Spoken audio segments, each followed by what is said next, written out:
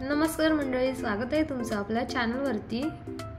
कोणत्याही प्रकारचं सोडा, मैदा, बेसन, कोणत्याही प्रकारचं फ्रूट सॉल्टचा वापर न करता आज आपण फक्त 1 कप तांदळापासून अगदी झटपट होणारा आणि त्याचबरोबर सकाळसाठी हलका फुलका असा ब्रेकफास्ट टाइप आयटम आज आपण पाहणार आहोत। तर इथे मी फक्त 1 वाटी तांदळापासून टेस्टी हा नाश्ता तयार केलेला आहे। लहान मुले देखील खूप चवीने खातील, तर तुम्हाला माझी ही रेसिपी नक्कीच आवडेल। चला तर पाहूयात की कशी बनवायची। तर बघू शकता, तर इथे मी 1 कप मेजरमेंटच्या भांड्याने 1 कप तांदूळ घेतलेले आहेत। तर तांदूळ हे तुम्ही कोणत्याही प्रकारचे घेतलेत तरी देखील चालेल, अगदी रेशनचे तांदूळ असतील ते देखील असतील तरी देखील चालेल, काही प्रॉब्लेम नाही आहे। तर इथे मी तांदूळ घेतलेले आहेत, तांदूळ स्वच्छ धुवून वाळवून घेतलेले आहेत। तर आता हे आपल्याला मिक्सरमध्ये व्यवस्थित असं वाटून घ्यायचं आहे, एकदम बारीक, जेवढं बारीक होईल तेवढं आपल्याला हे व्यवस्थित असं मिक्सरमध्ये वाटून घ्यायचं आहे। आणि वाटून करत असताना आपल्याला यामध्ये थोडं पाणी टाकून मिक्स करायचं आहे। तर हे 1 कप तांदूळ आपल्याला वाटण्यासाठी इकडे अर्धा कप मला पाणी लागलेलं आहे। तांदूळ ज्या मेजरमेंटच्या कपाने घेतले होते तर त्याच मेजरमेंटच्या कपाने मला अर्धा कप पाणी लागलेलं आहे। त्यापेक्षा जास्त ह्याच्यामध्ये पाणी मिक्स नाही करायचं, नाही तर बॅटर जे आहे ते आपलं खूप पातळ होऊ शकतं। सो अशा प्रकारे आपण हे बॅटर एकदा व्यवस्थित असं मिक्स करून घ्यायचं आहे। त्यानंतर आता आपल्याला यामध्ये अर्धा चमचा मीठ टाकायचं आहे। मीठ हे तुम्ही चवीनुसार टाकू शकता। इथे मीठ टाकून झाल्यानंतर आपल्याला हे व्यवस्थित असं मिक्स करून घ्यायचं आहे। त्यानंतर आता आपण गॅसवरती पॅन ठेवलेला आहे। तर पॅनमध्ये आपल्याला अर्धा चमचा तेल टाकायचं आहे। तेल हे आपल्याला व्यवस्थित असं गरम करून घ्यायचं आहे। तेल गरम झाल्यानंतर आपण यामध्ये अर्धा चमचा जिरे टाकणार आहोत।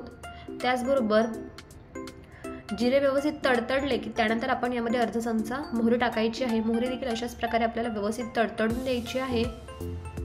त्यानंतर आता आपल्याला यामध्ये कढीपत्त्याची काही पाने टाकायची आहेत, व्यवस्थित असे ते आपल्याला मिक्स करून घ्यायचे आहेत।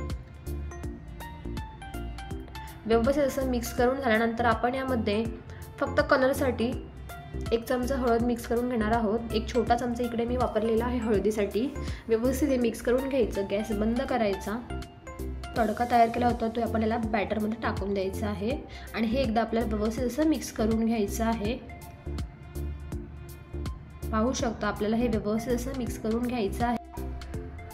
त्यानंतर तुम्ही पाहू शकता इथे मी काही वेगळ्या प्रकारच्या भाज्या चिरून घेतलेल्या आहेत। इथे मी 1 टोमॅटो चिरून घेतलेला आहे, त्याचप्रमाणे अर्धा बीट आहे ते कांद्याप्रमाणे चिरून घ्यायचं आहे। थोडी कोथिंबीर आहे आणि 1 कांदा चिरून घेतलेला आहे। तर इथे तुम्ही कोबी वापरू शकता, गाजर वापरू शकता, शिमला मिरची असेल ती देखील वापरली तरी देखील चालेल। तुम्हाला ज्या प्रकारच्या भाज्या आवडतात, जेवढ्या भाज्या आवडतात तेवढ्या तुम्ही यामध्ये मिक्स करू शकता। तर हे सगळं आपल्याला ज्या भाज्या आहेत चिरलेल्या त्या व्यवस्थित यामध्ये आपल्याला मिक्स करून घ्यायच्या आहेत। तर भाज्या टाकून झाल्यानंतर आपल्याला यामध्ये एक्स्ट्रा पाणी टाकायचं नाही आहे, कारण भाज्या ऑलरेडी पाणी सोडतात। सो त्यामुळे आपल्याला यामध्ये एक्स्ट्रा पाणी टाकायची गरज नाही तर बॅटर हे जास्त पातळ होऊ शकतं। सो यामध्ये आपल्याला एक्स्ट्रा पाणी अजिबात मिक्स नाही करायचं। अशाच प्रकारे आता हे व्यवस्थित आपल्याला मिक्स करून घ्यायचं आहे। पाहू शकता हे अशा प्रकारे आपल्याला मिक्स करून घ्यायचं आहे। बॅटर हे आता आपलं तयार झालेलं आहे, बघू शकता तुम्ही। तर इथे तुम्ही पाहू शकता की यामध्ये मिरचीचा ठेचा आहे तो मिक्स करायचा राहून गेला होता माझ्याकडून। तर इथे मी मिरचीचा ठेचा हे मिक्स केलेला आहे। इथे मी अर्धा चमचा हिरव्या मिरचीचा ठेचा मिक्स केलेला आहे। 5 ते 7 हिरव्या मिरच्या, 2 ते 4 लसूणच्या पाकळ्या आणि अर्धा इंच आलं टाकून हे मी हिरव्या मिरचीचा ठेचा जो आहे तो बनवून घेतलेला आहे।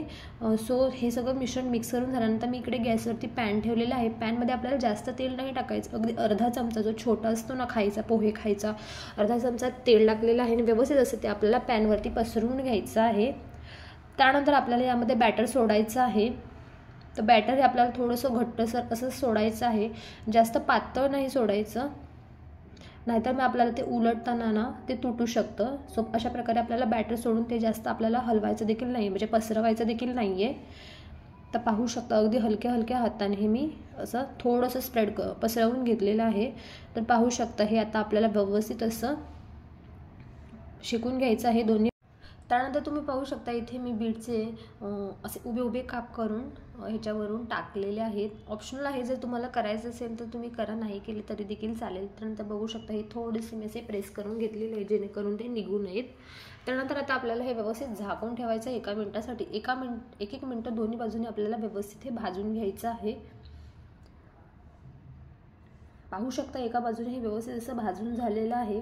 कडा मोकळा झाला की त्यानंतर आपण याला उलटणार आहोत. तर बघू शकता खालच्या बाजूने ही व्यवस्थित भाजून झालेलं आहे. दुसरी देखील बाजू आता आपण अशाच प्रकारे झाकून ठेवून 1 मिनिट हे आपण भाजून घेणार आहोत. पाहू शकता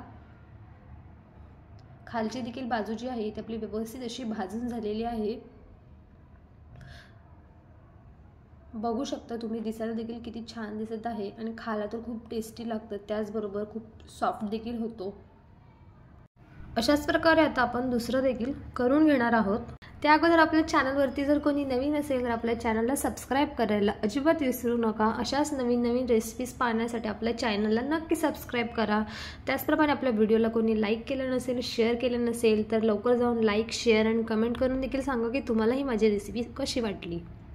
अशा प्रकारे आपण हा व्यवस्थित असा पसरवून घेणार आहोत पॅनवरती आणि दोन्ही बाजूनी हा देखील आपल्याला व्यवस्थित असा भाजून घ्यायचा आहे. खूप छान लागते ही रेसिपी, खायला देखील खूप टेस्टी लागते. लहान मुलं देखील खूप चवीने खातील आणि त्याचबरोबर सकाळसाठी हलका फुलका नाश्ता देखील कमी वेळात होऊन जातो.